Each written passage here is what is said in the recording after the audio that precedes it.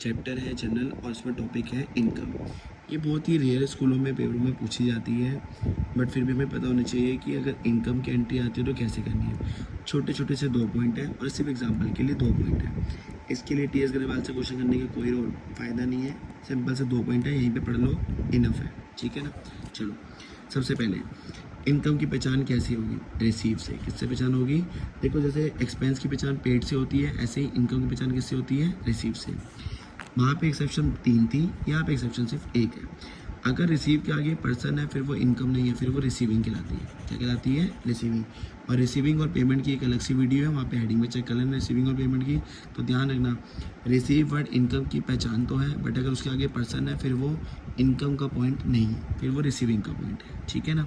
देखो, अच्छा इनकम मुझे बताओ, इनकम जो है वो LIC में आती है? बिल्कुल आती है। तो जो LIC में आता है उसे क्या करते हैं? क्रेडिट। तो इनकम मैंने क्या करी? क्रेडिट। तो डेबिट में क्या गया? नोट। छोटे छोटे 2 एग्जाम्पल।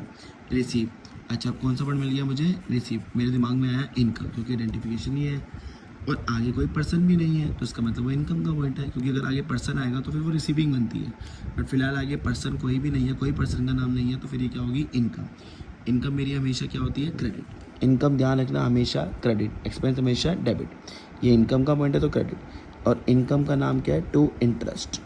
अब कुछ बच्चे यहाँ पे क्या लिख देते हैं? रिसीव। अरे रिसीव पहचान है, इनकम का नाम लिखो। सामने आता है मोड। ये मैंने तुम्हें एक्सपेंस वाली वीडियो में बताया था। अब रिसीव में कैश और बैंक दोनों के चांस होते हैं, तो मुझे कैसे चलेगा कैश लिखना है या बैंक? तो देखो इस पूरी लाइन में कहीं पे बैंक या चेक लिखा है? नहीं, तो फिर कौन आएगा? कैश। तो बैंक के लिए तुम्हें बैंक और चेक वर्ड चाहिए क्वेश्चन में। Cash equal debit to interest 100। चलो एक और एग्जांपल, रिसीव वर्ड मिल गया। रिसीव वर्ड सुनते दिमाग में क्या आता है? इनकम। बस चेक कर लो आगे कोई पर्सन तो नहीं है, मुझे आगे कोई पर्सन का नाम नहीं दिख रहा, तो मतलब ये इनकम ही है। चलो, इनकम हमेशा क्या करते हैं? क्रेडिट। और इस समय इनकम क्या मिला रिसीव में? कमीशन। तो मेरी इनकम का नाम हो गया कमीशन। और मैंने बताया था कि सामने आता है मोड। कैश और बैंक दोनों आते हैं। अब चेक करो इस क्वेश्चन में बैंक या चेक लिखा हुआ है, कौन सा वर्ड मिल गया? चेक। तो चेक मिल गया तो कौन आएगा? बैंक। अगर चेक नहीं होता तो फिर कैश आता।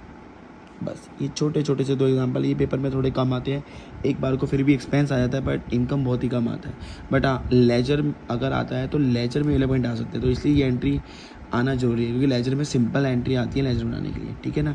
तो इनकम का बस यही टॉपिक है। तो क्या सीखा इनकम में? कि रिसीव वर्ड जब भी आएगा तो इनकम है, बट रिसीव के आगे पर्सन नहीं होना चाहिए, क्योंकि फिर वो रिसीविंग बन जाएगी। तो देखो मेरे किसी भी पॉइंट में आगे कोई पर्सन नहीं था, तो सारी इनकम बनी। इनकम बस क्रेडिट करी और सामने मोड लिखा। मोड में क्या आता है? कैश और बैंक। कुछ नहीं लिखा तो कैश आएगा, बैंक या चेक लिखा है तो बैंक आएगा। बस।